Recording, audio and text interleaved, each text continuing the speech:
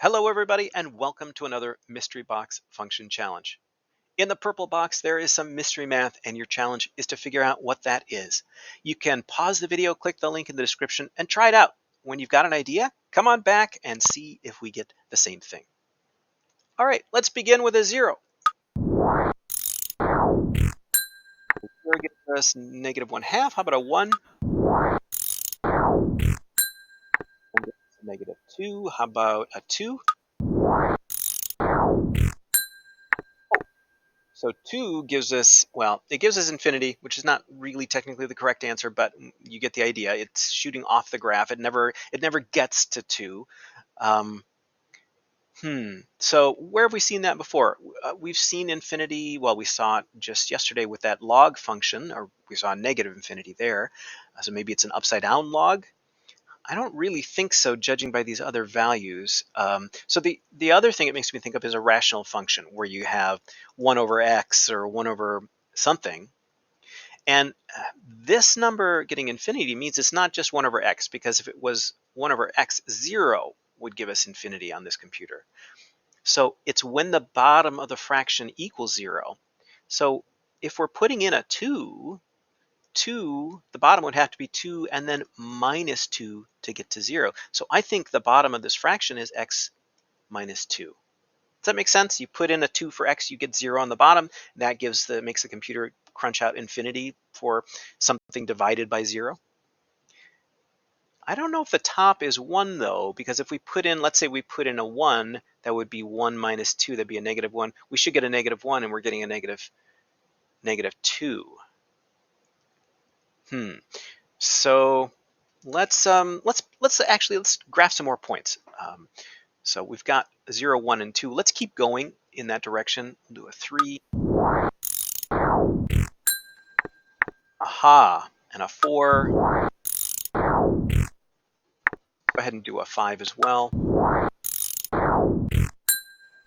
Okay, so I'm actually going to take a minute to sketch in the asymptote, trying this in a different color. So we know our vertical asymptote is at 2. And then we're getting, we should have 2 arms if this is a rational function on either side. I don't think this is anything special in terms of the powers. Like, I don't think we have an x squared, although we can determine that by trying to find the other asymptote. Is it going to be a diagonal or is it going to be a horizontal? Just from looking at these few points, I think we're going to have a horizontal asymptote. I'm going to do some points on the other side too. So let's go -1. Yeah, we're looking pretty symmetrical there, and -2. Okay. So if our asymptote is a vertical asymptote, it's not the x-axis because we've just crossed it. Let's go out really far here. Let's go in -9. So it looks like we're getting closer and closer to 1. How about on the right here? Let's put in a 10. Yeah, and it looks like we're getting closer and closer to 1 there as well. So our asymptote would be horizontal then, and it would be at 1. So how can we determine then the rest of this equation? So the top is not just 1, it's x plus or minus something. And on the bottom, this -2 moved it over 2 in the positive direction. On the top, to move the asymptote up, you just add however many it goes up or subtract however many it goes down. So this is sort of like the outside of the parentheses on a quadratic, and this is on the inside of the parentheses. This moves it over one direction, this moves it up or down. So let's double check though. Let's make sure this actually works. What if we put in a 1 here? We'd get 1 plus 1 on the top, and we'd get 1 minus 2. That would be 2 over -1. That would give us a -2. Beautiful. If we put in a 0, of course, we'd just have 1 over -2. That gives us -1/2. Beautiful. So this all seems to fit for me. I'm going to go ahead and reveal this. And there it is, x plus 1 over x minus 2.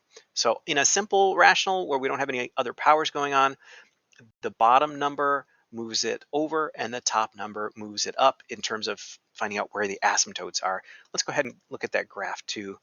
Beautiful curves of those arms of the rational function. Well, how did that go for you? I don't think this was an easy one. Let me know how far you got. Thanks, everybody.